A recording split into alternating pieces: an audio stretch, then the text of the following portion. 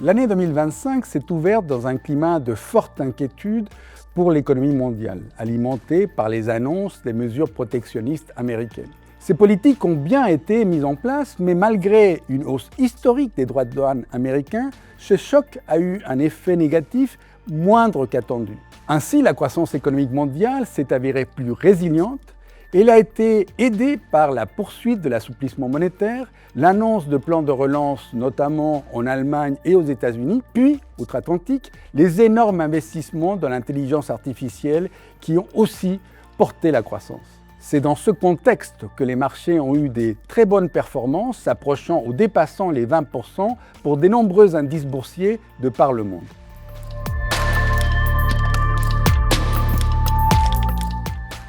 « 2026 devrait encore bénéficier des forces de soutien qui ont accompagné l'optimisme sur les marchés l'année dernière, et ce, en dépit du tumulte causé par les tensions géopolitiques provoquées par certaines décisions des autorités américaines.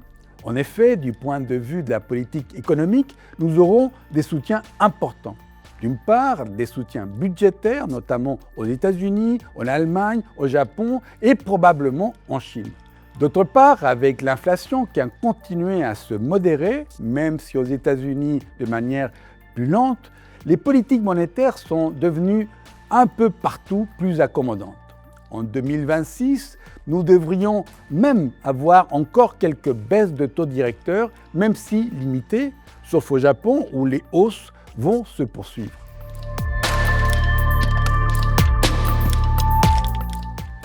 Dans ce contexte, nous pensons que le début 2026 devrait rester porteur pour les marchés et bénéficier à la prise de risque, même si nous sommes tous conscients que les valorisations de certains actifs sont devenues assez exigeantes. Nous conservons une position relativement défensive sur les obligations souveraines et nous pensons qu'il est judicieux de les sous-pondérer dans un portefeuille diversifié. En partie, ceci est le corollaire de la pression sur le marché que risquent d'exercer les besoins de financement associés aux plans de relance qui sont mis en place. Sur les obligations d'entreprise en Europe, nous conservons une position neutre, en grande partie du fait de primes qui restent très limitées. En ce sens, nous conservons un biais de qualité et gardons donc une légère préférence pour les obligations d'investment grade au détriment du high yield.